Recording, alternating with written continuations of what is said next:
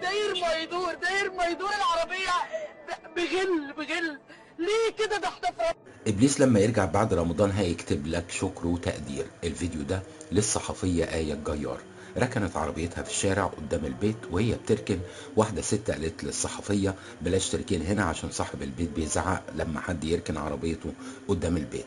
آية الجيار سابت عربيتها 10 دقايق حسب ما بتقول، ورجعت لقت عربيتها بالشكل اللي انتوا شايفينه ده. مساء الخير، اسمي آية الجيار، بشتغل صحفية. نزلت الصبح غطيت جنازة أخو سامي مغاوري في مسجد عمر بن العاص، وأنا من سكان المقطم. ولما عرفت إن في جريمة قتل لشهيد شهامة هنا في الهرم جيت، رغم إني مش عارفة الطرق وطاط وطلع عيني.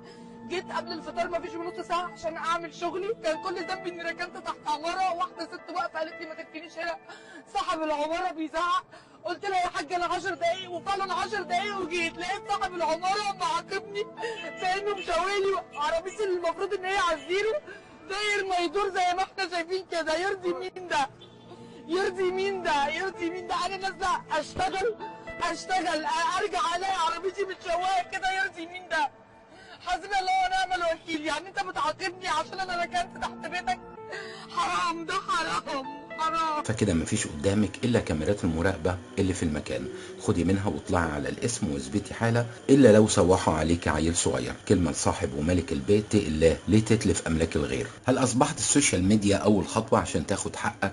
ناس كتير قبل ما تفكر تاخد حقها بالقانون بمجرد ما بتصور واقع او موقف يجري بسرعه على السوشيال ميديا وينشر. هل اصبح جزء من ثقافتنا وكانه قانون في اول درجه من درجات التقاضي انك تنشر على السوشيال ميديا؟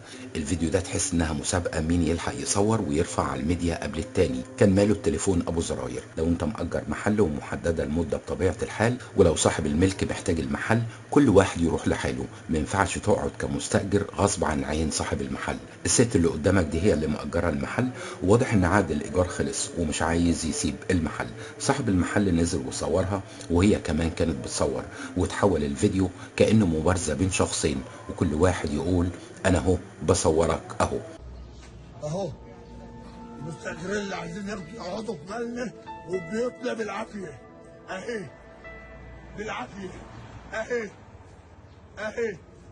المستاجرين اللي عايزين يقعدوا في بيتنا ومالنا بالعافيه. اطلعي يا ستي، اطلعي بعد كده خلي عندك دم، كفايه عليك كده قوي ولسه باذن الله لسه.